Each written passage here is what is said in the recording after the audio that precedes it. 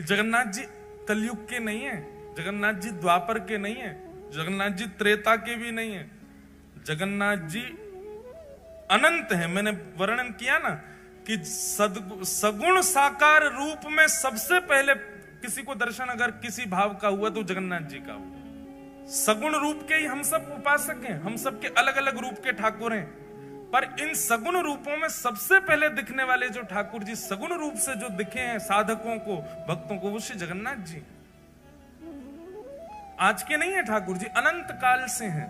बस इंद्रद्युम्न पर कृपा करने के लिए और कलयुग के वैष्णवों पर अनंत कृपा करने के लिए वही जगन्नाथ भगवान एक रूप में प्रकट हो गए। ठाकुर जी तो अनंत हैं श्री जगन्नाथ जी। तो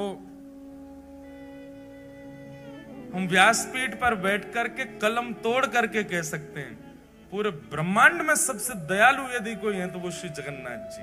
बहुत दयालु, इतनी दया कोई ठाकुर के भीतर नहीं है जितने हमारे श्री जगन्नाथ जी। सबसे बड़े कृपालु ठाकुर यदि पूरे विश्व में यदि कोई है तो वो श्री जगन्नाथ जी। इतने दया में भरे हैं, इतने अवगुण शून्य दृष्टि है श्री जगन्नाथ जी की। कितना भी बड़ा कोई व्यक्ति, कितना भी अभागा क्यों ना आ जाए, ठाकुर जी उसमें भी दोष नहीं देखते। ऐसे महाप्रभु जगन्नाथ। अच्छा, जगन्नाथ जी के कान क्यों नहीं है? जगन्नाथ जी के कान दिखते क्यों नहीं है? बहुत सुंदर भाव है। बोले जगन्नाथ महाप्रभु कहते हैं, बोले कोई मेरो भक्त आर्तनाद आर्त भाव से मुंह को पुकारे और वासमय व वाकी रक्षा के लिए, वासमय वाकु दर्शन देवे के लिए मैं जैसे ही जाऊंगो, मेरे बगल में ये बैठी है मेरी बहन सुभद्रा, उबा के बगल में बैठे हैं बलराम जी, जे दोनों मुंह को रोकेंगे, अरे लाला कहां को जा रहे है, कौन के पास जा रहे है? और कहीं सुदर्शन जी ने या गरुण जी ने बता दिया कि फलाने भक्त के पास जा रहे हैं, तो ये दोनों तुरंत उसकी पूरी लिस्ट निकालेंगे। अरे वो तो अच्छा खाता भी नहीं है, वो तो अच्छा व्यक्ति भी नहीं है, उसके अंदर तो काम भी है, उसके अंदर तो लोभ भी है, उसके अंदर तो द्वेष भी है। ये सब मुझे उसके अवगुण बता करके मुझे रोकने का पूरा प्रयास करेंगे। ऐसे ही श्री जगन्नाथ भगवान जब किसी भक्त पर कृपा करने के लिए जाते हैं तो ठाकुर जी ने मन में विचार किया, ये बगल में बैठे बलभद्र जी और सुभद्रा जी जी मानेंगे नहीं, ये जबरदस्ती उस व्यक्ति के अवगुण मुझको सुनाएंगे। अरे तुम किसके पास जा रहे हो, वो तो ऐसा है, वो तो ऐसा है, वो तो ऐसा है। नेक नेक आगे आ जाओ भैया। जगन्नाथ महाप्रभु ने मन में विचार किया, मेरा कोई भक्त मुझे बुलाएगा। सब लोग इधर देखो। ठाकुर जी ने मन में विचार किया, बोले मैं भक्त पर कृपा करने जाऊंगा, जे बलभद्र सुभद्रा जो मानेंगे नहीं, उसके अवगुण मुझको बताएंगे। लेकिन एक दिन जगन्नाथ भगवान ने क्या किया, जैसे ही किसी भक्त पर कृपा करने जा रहे थे तो बलभद्र सुभद्रा ने पूछा कहां जा रहे हो? उत्तर सुदर्शन जी ने दिया, बोले वहां जा रहे हैं उस भक्त के पास। बोले कौन भक्त? तब गरुण जी बोले वहां जा रहे हैं। महाराज बलराम जी लेके उसके सारे अवगुण बताने लगे। सुभद्रा जी कहने लगी वो तो ऐसा है, वो तो ऐसा है, उसके अंदर तो इतना काम है, वो तो क्रोधी है, वो तो लोभी है, लोभ के चक्कर में आपको याद कर रहा है, वैसे बिल्कुल याद नहीं करता है, आदि आदि सब बात कहने लगे। ठाकुर जी चुपचाप चलते ही जा रहे हैं, रुके ही नहीं रहे। ताऊ दादा बोले अरे लाला सुनना है रहो, इतनी देर तक कह रहा हूं मैं। ठाकुर जी फिर भी नहीं सुने, चलते गए चलते गए चलते गए। और जब उस भक्त के यहाँ पहुंच गए, भक्त के यहाँ पहुंच करके और सीधे उस पर कृपा कर दी, वहां पर कृपा करके अनुग्रह करके वाकु जो भी वाको भाव हो वो पूर्ण कर दियो। जैसे ही ठाकुर जी वहां पर कृपा करके लौटने लगे, बलराम जी खड़े गए, अरे लाला तू सुने ना है, तेरो बड़ो भैया मैं इतनी देर तक कह रहा हूं, तू ऐसे इन पर कृपा मत करे कर, जी बहुत लोभी व्यक्ति है, बहुत ऐसो है। सोई ठाकुर जी ऐसे कपड़ा पहन के रखते हैं, जगन्नाथ जी को कभी देखो मुफलर सा पहन के रखते हैं, एक दिखाते हैं, दिख जाए तो ये हमारे जगन्नाथ जी। देखो जगन्नाथ भगवान कैसे कपड़ा पहने, ऐसे पहन के रखें जैसे कितनी सर्दी लग रही है इनको। सर्दी नहीं लग रही है, जो कान छुपा के बैठे हैं अपने। बलराम जी बोल रहे, लाला तू सुने ना है, चलो जाए कहीं भी मुंह उठा के, और हमारी बातन ने ना माने। ठाकुर जी बोले, कहा बोल रहे, सुनाई ना दे रही तो? अरे रुको। तब ठाकुर जी ने एक कपड़ा पीछे किया, बोले हाँ इतनी देर तक कहा बोल रहे, मुझको तो कुछ सुनाई ना दियो, मेरे तो कान छुपे रहे ना, मैं सुन ही ना पाऊं। तब सुभद्रा जी बोली, कितनो चतुर है लाला, जाने अपने कान जामारे छुपा रखे हैं कि जे कोई भक्त पे कृपा करवे जाए, और वास्तव में मैं और आप कहीं वहां भक्त के अवगुण बताएंगे तो या कुछ सुनने पड़ेंगे, या हमारे पहले ही कान ढक के बैठने की, ताकि कोई भक्त पर मैं कृपा करवे जाऊं, वहां के अवगुण में कोई बताए तो वो पहले ही समझ जाए, भैया मेरे कान छुपे, मैं सुन ना रहा हूं, मैं तो जाऊंगो वहां पर कृपा करके आऊंगो। इसलिए जगन्नाथ प्रभु के कान नहीं दिखते। बड़े अद्भुत हैं श्री जगन्नाथ जी, अपने कान छुपा के बैठे हैं। कोई महाप्रभु जी का अत्यंत निकट से दर्शन कर रहा हो, पीछे वाला कह रहा है, देखो इसको तो इतने बढ़िया दर्शन हो रहे हैं, ठाकुर जी ये इतना योग्य नहीं है, हम योग्य हैं। ठाकुर जी उस समय भी यही कह रहे हैं, भैया मुझे सुनाई ना दे रही है, मेरे कान बंद हैं, जो मेरे समीप आ गए हो वो मेरो है, जो मेरे दृष्टि के आगे आ गए हो, मैं वाकई कोई अवगुण विचार ना करूं। कैसे कैसे भक्तन पर श्री जगन्नाथ जी ने अनुग्रह किया है। लेकिन जगन्नाथ महाप्रभु जो हैं, ये प्रेम विगलित स्वरूप है। ठाकुर जी श्री जगन्नाथ रूप में व्यस्त हैं। किसमें व्यस्त हैं? ब्रजवासी और किशोरी जी की याद में व्यस्त हैं। इसीलिए प्रेम विगलित ठाकुर जी हैं, पिघल रहे हैं उस समय श्री जगन्नाथ जी। श्री जगन्नाथ महाप्रभु को सब प्रिय है, बस एक भाव छोड़ के। जब कोई उनका स्मरण करके या उनके सन्मुख जाकर के स्वयं को अनाथ कहे, महाप्रभु जी को बहुत विकलता होती है जब कोई स्वयं को अनाथ माने। कभी भी जीवन में स्वयं के प्रति अनाथ की भावना लगती हो, महाप्रभु जगन्नाथ जी का स्मरण करो, सबके नाथ। विश्व प्रसिद्ध रथ यात्रा, अब जगन्नाथ जी प्रकट कैसे हुए, जगन्नाथ जी का रूप क्या है? तो श्री जगन्नाथ जी जो हैं, ये प्रेम विगलित स्वरूप है ठाकुर जी का। इसमें ठाकुर जी व्यस्त हैं, ब्रजवासी और किशोरी जी की याद में व्यस्त हैं। ऐसे स्वरूप के सामने जाकर के आप जो बोलोगे, लेकिन आपको कहानी देनी पड़ेगी ठाकुर जी को। कहानी देने का मतलब क्या है? एक वचन देना पड़ेगा श्री जगन्नाथ जी। बहुत ध्यान से सुनना। हे नाथ, हमारे जीवन में ये आर्त है, हे नाथ हमारे जीवन में ये विपत्ति है, हे नाथ हमारे जीवन में ये संकट है, ये काम बन नहीं रहा, आदि सब जगन्नाथ भगवान से कह दो। लेकिन इसके बदले जगन्नाथ भगवान को एक लोभ दे दो, एक वचन दे दो। क्या?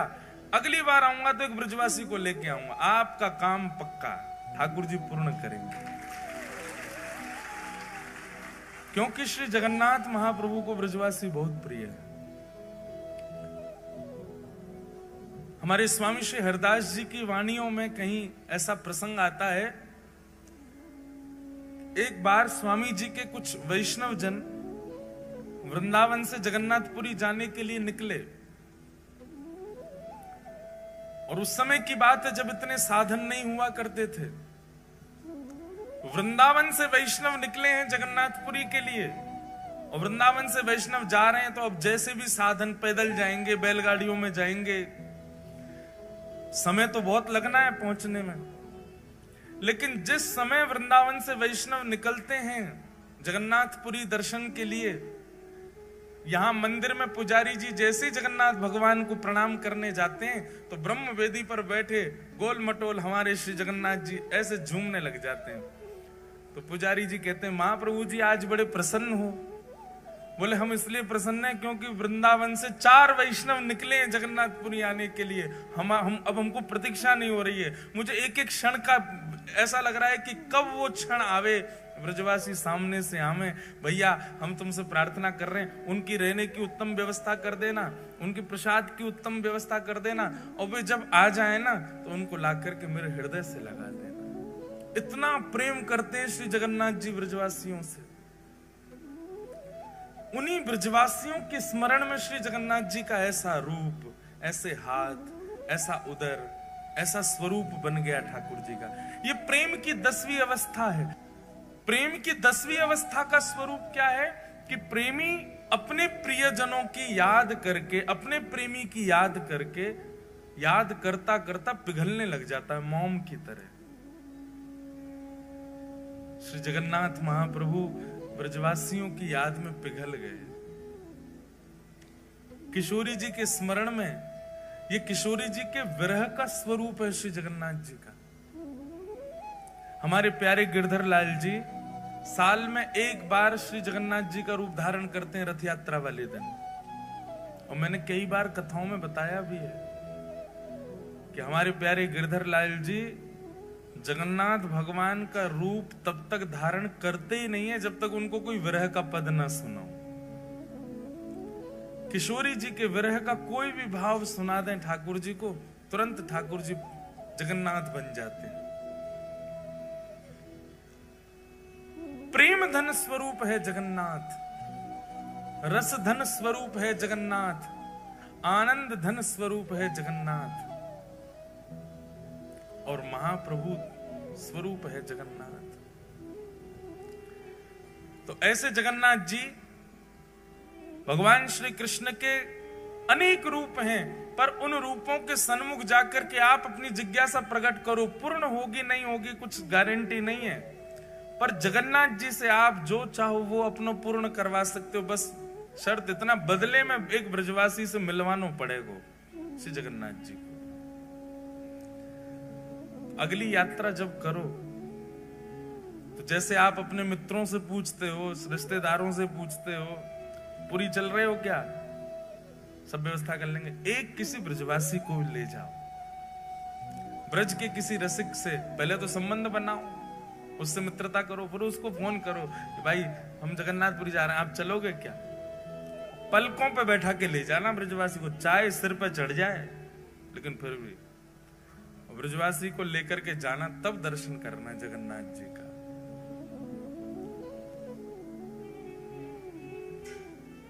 बड़ो प्यारो लाल है, बड़ो प्यारो ठाकुर है श्री जगन्नाथ। कितनी बात कहूं, मैं तो यही विचार कर रहा हूं शुरू कहां से करूं, कहां से बताऊं, उनके रूप का वर्णन करूं, उनके स्वभाव का वर्णन करूं, उनके गुण का वर्णन करूं, किस भाव का वर्णन करूं। सब में रस ही रस है श्री जगन्नाथ जी के। अनंत वर्षों तक निर्गुणियों ने, बहुत ध्यान से सुनिएगा, अनंत वर्षों तक निर्गुणियों ने निर्गुण ब्रह्म की उपासना की। निर्गुण समझते हैं, निर्गुण ब्रह्म समझते हैं, जिनका रूप नहीं होता, जिनका कोई गुण नहीं होता, जिनका कोई स्वरूप नहीं होता, उनको निर्गुण कहते हैं। निर्गुण ब्रह्म के उपासक क्या करते हैं, नेत्र बंद करके बस बैठे रहते हैं और एक शून्य का दर्शन करते हैं। उनके ठाकुर का कोई ना तो नेत्र है, ना कान है, ना नाक है, ना मुख है, कुछ भी नहीं है। अनंत वर्षों तक निर्गुणियों ने निर्गुण ब्रह्म की उपासना की, तब निर्गुण ब्रह्म की उपासना करने के फलस्वरूप उनको एक स्वर सुनाई दिया। और वह स्वर क्या था कि मैं आप लोगों के भजन से बहुत प्रसन्न हूं, पर आपका ये निर्गुण उपासक बनना ये आपको सुख देगा, मुझको सुख नहीं देता है। इससे केवल आपका पेट भर रहा है। निर्गुण की उपासना करके आप केवल अपनी इच्छा की पूर्ति कर रहे हो, अपने निर्गुण ब्रह्म की उपासना कर रहे हो, पर मुझे सुख नहीं मिल रहा है इससे। तब निर्गुणियों ने पूछा, तो फिर ठाकुर जी आपको सुख कैसे मिलेगा।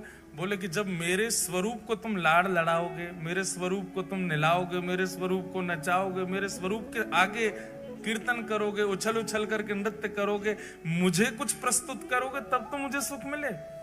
अब मेरा कोई स्वरूप नहीं है, तुम बस ओम ब्रह्मणे नमः, ओम नमो नारायणाय आदि आदि अपने भावों से केवल एक शून्य का स्मरण करते हो, अपने आप की पूर्ति कर रहे हो, मुझे तो पूर्ण नहीं कर रहे हैं। तब निर्गुणियों ने कहा, हे नाथ, तो फिर आप अनुग्रह कीजिए। निश्चित ही जब स्वर निकल रहा है तो मुख भी होगा, जब स्वर सुनाई दे रहा है तो अधर भी होंगे ना। आप दर्शन करा दो। तब प्रथम बार पृथ्वी पर, प्रथम बार ब्रह्मांड में भगवान के अधर का दर्शन हुआ, और वही अधर हैं श्री जगन्नाथ जी के अधर। ये अधर प्रकट हो गए। ब्रह्मांड में सबसे पहला सगुण साकार रूप यदि कोई आया है तो वो श्री जगन्नाथ जी का आया है। सबसे पहले अधर प्रकट हुए। अब देखो जगन्नाथ जी का रूप कैसा, पूरा काला है। ब्रह्मांड का स्वरूप कैसा, निर्गुण उपासक करने उनका भी काला ही दृश्य रहता है। निर्गुण के उपासक जो होते हैं उनको काले श्याम ही श्याम दिखता, उनके नेत्रों में कोई रंग नहीं होता। तब श्याम वर्ण पर ये लाल लाल ओष्ठ अधर दिखाई दिए। जैसे ही अधरों का दर्शन किया निर्गुणियों ने, अधरों की बलैया लेने लगे। आहा कितने सुंदर अधर, कितने मधुर अधर। तब निर्गुणियों ने प्रार्थना की, बोले अधर दिख गए हैं। स्वर है तो मतलब अधर हैं, तो अधर है तो उसका मतलब नेत्र भी होंगे। तो कृपा करके ठाकुर जी आप अपने नेत्रों का दर्शन कराओ।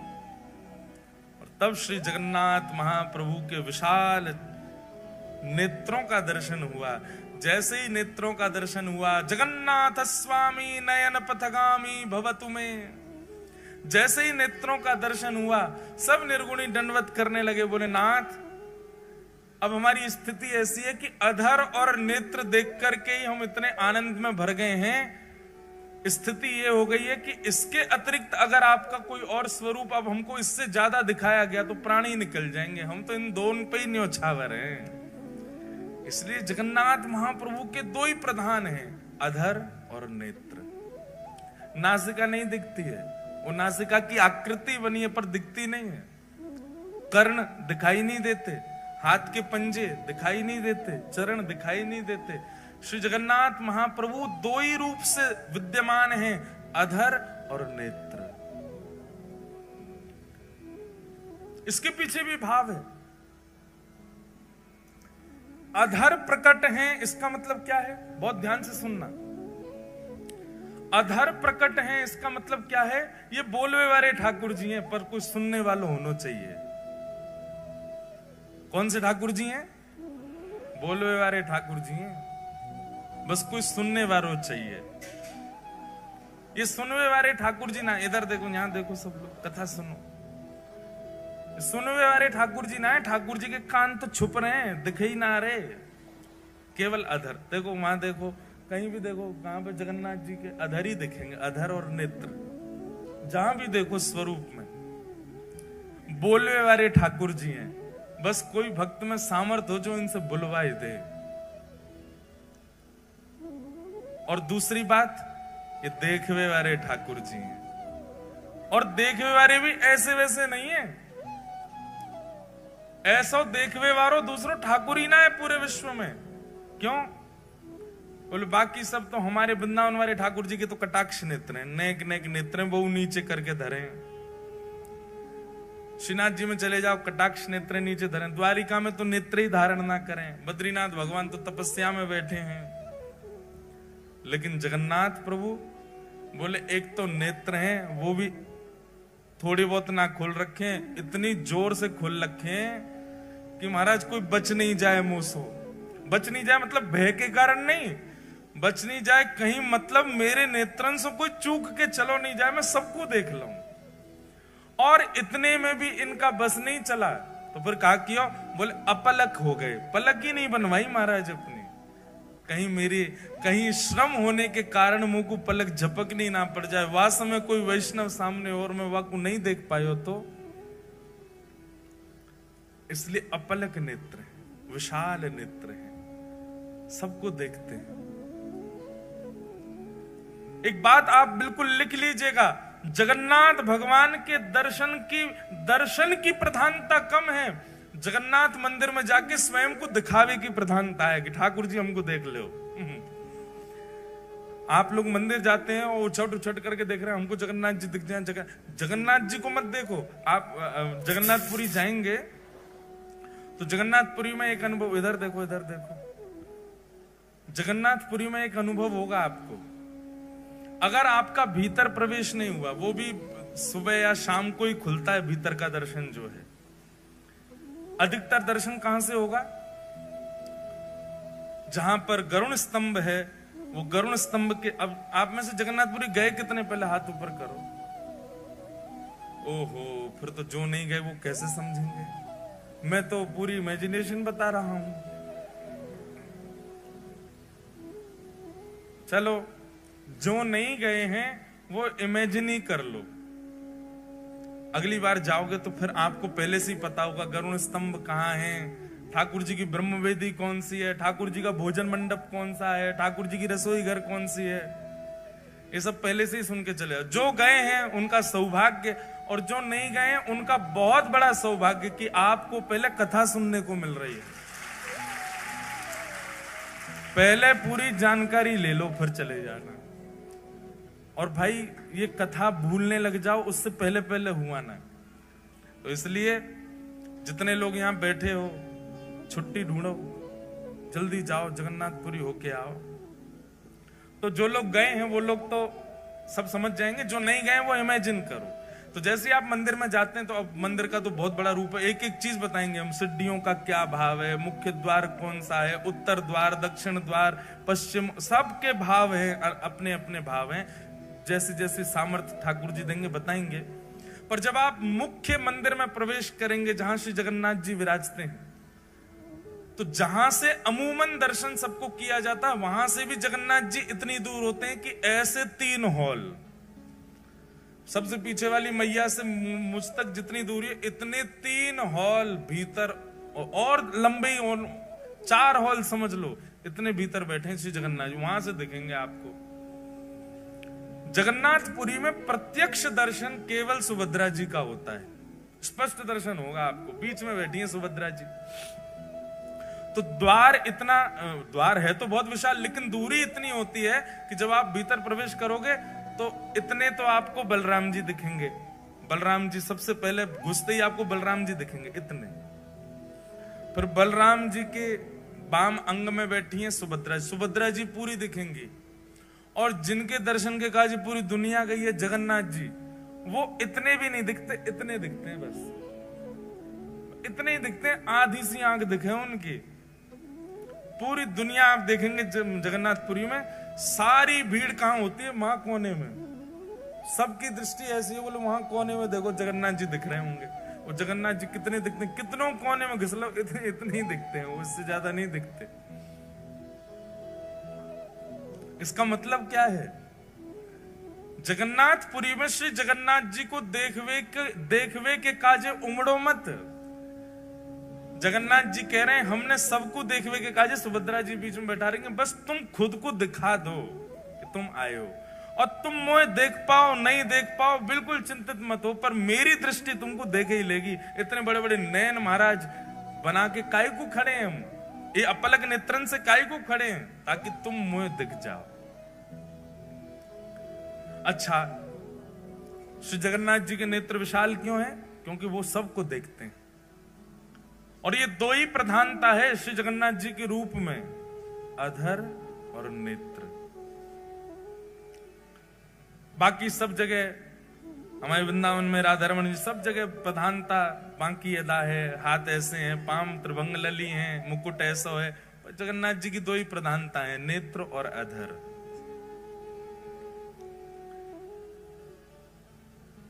तो देखवे वारे ठाकुर जी, बोलवे वारे ठाकुर जी, कोई बुलवानो जाने बस जगन्नाथ प्रभु से। अधर हैं तो मतलब गावे वाले ठाकुर जी हैं। इसलिए जयदेव महाप्रभु की स्तुति में गाए हैं ठाकुर जी। पहली बार ठाकुर जी गा रहे हैं किसी की स्तुति में। ये जय जय देव हरे ठाकुर जी गा रहे हैं, ये जयदेव महाप्रभु नहीं गा रहे हैं। इस अष्टपदी की विशेषता है कि जयदेव महाप्रभु तो वर्णन करना चाहते हैं जय जगदीश हरे, अभिनव जलधर सुंदर धृत मंदर ए, श्रीमुख चंद्र चकोर जय जगदीश हरे, ये लिखना चाह रहे हैं जयदेव महाप्रभु तो। पर जयदेव महाप्रभु ने जाकर के जैसे ही जगन्नाथ महाप्रभु को ये अष्टपदी सुनाई, ये अष्टपदी सुनकर के जगन्नाथ भगवान के अधर जो है वो बोल पड़े और जयदेव महाप्रभु को वाद्य होना पड़ा अपनी लेखनी मिटाने पर। बोले जब ठाकुर जी स्वयं गा रहे हैं तो फिर हम अपनी क्यों थोपें जय जगदीश हरे। जैसे ही जयदेव महाप्रभु बोले अभिनव जलधर सुंदर धृत मंदर ए श्रीमुख चंद्र चकोर। जयदेव महाप्रभु तो गा रहे हैं जय जगदीश हरे, पर जयदेव महाप्रभु की आवाज किसी को सुनाई नहीं दी। इतने बेग से जगन्नाथ प्रभु ने गाया कि सबको एक ही स्वर सुनाई दिया, जय जय देव हरे। जगदीश की जय जय नहीं है, जगदीश को भजवे वारे जयदेव की जय हो। बोलवे वारे ठाकुर जी हैं जगन्नाथ जी, कोई बुलवानो जाने। जगन्नाथ जी को सबसे पहले पुकारा है श्रीमद् भागवत जी में उत्तरा ने। नाथ शब्द का अर्थ क्या होता है? नाथ किसको कहते हैं? रक्षक को नाथ कहा जाता है। किसको कहते हैं? रक्षक को।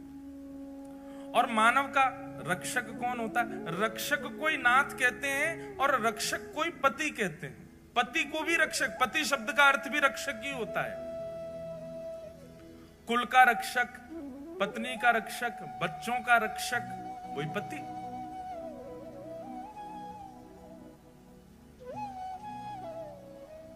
जगन्नाथ और जगतपति शब्द में कोई अंतर नहीं है, एक ही है दोनों। नाथ और पति एक ही बात होती है। भागवत जी में सबसे पहले उत्तरा कहती है भगवान को सबसे पहला नाम क्या दिया? महायोगिन। बहुत ध्यान से सुनो सब लोग, इधर देखो क्या कहा? महायोगिन। कौन है? पाहि पाहि महायोगिन। महायोगिन का मतलब क्या है? बोले योगी नहीं है ये महायोगी है। बोले योगी किसको कहते हैं? बोले योगी उसको कहते हैं जो नेत्र बंद करके बैठा रहे, ध्यान लगावे, घंटों तक, वर्षों तक, महीनों तक नेत्र ना खोले, उसको योगी कहते हैं। बोले ये कौन है? बोले योगी नहीं है, ये महायोगी है। बोले क्यों? बोले जादनाते बैठे वादनाते आंख बंद ही नहीं करी है, आंख खोल के बैठे। आंख बंद करके बैठना ये एक योगी कर सकता है और कोई भी कर सकता है। आंख बंद करके कोई भी बैठ सकता, पर आंख खोल करके बैठना ये योगी नहीं कर सकता, ये तो महायोगी कर सकता है। आप नेत्र खोल करके अपलक नेत्रों से कितनी देर बैठ सकते? ज्यादा से ज्यादा 30 सेकंड, 1 मिनट। नैका देर में आंसू आने लगेंगे, आंखें लाल पड़ जाएंगी महाराज, पलक आपको झपकनी पड़ेगी। तो नेत्र बंद करके बैठना ये कोई बड़ी बात नहीं है, लेकिन फिर भी योगी मान लेंगे हम नेत्र बंद करके बैठने वाले को। पर ये कौन है? बोले ये तो महायोगी हैं। महायोगी क्यों है? बोले नेत्र खोल करके बैठे, अपलक नेत्रों से बैठे, झपकते ही नहीं है। पाहि पाहि महायोगिन। और कौन है? बोले देव देव, देवों के भी देव हैं। सारे देवता आते हैं और सब आकर के श्री जगन्नाथ जी को प्रणाम करते हैं। महाप्रभु जगन्नाथ जी के संपूर्ण मंदिर में 33 कोटि देवता हैं। पूरे मंदिर में सब प्रणाम करते हैं, सब नीचे आकर के हाथ जोड़ करके खड़े रहते हैं। तो कौन है? बोले देव देव, देवों के भी देव हैं। और कौन है? बोले तब नामकरण हुआ जगतपते। जगतपति, जगत के रक्षक, जगत के नाथ श्री जगन्नाथ जगतपति हैं। ये पूरे विश्व की रक्षा करते हैं, पूरे जगत की रक्षा करते हैं। दो अर्थ होते हैं भगवान के नाम के। एक तो अर्थ है जगत के नाथ, और दूसरा जब हम जल्दी जल्दी बोलते हैं जगन्नाथ, मतलब जग के अन्न के नाथ। अब जगतनाथ कहो, जग के अन्न के नाथ कहो, बात एक ही हो जाती है। अन्न से ही हम सब लोगों का पोषण होता है। उस अन्न के जो स्वामी हैं वो जगन्नाथ। एक प्रकार से जगन्नाथ कहने का मतलब यह है कि हम सब पत्नी है, हमारे पति कौन है? श्री जगन्नाथ जी। हम सबके स्वामी हैं, हम सबके रक्षक हैं श्री जगन्नाथ। तो पाहि पाहि महायोगिन देव देव जगतपते नान्यम तद्भयं पश्ये यत्र मृत्यु परस्पर। भगवान को जगन्नाथ कहकर के पुकारा है उत्तरा जी ने श्रीमद् भागवत।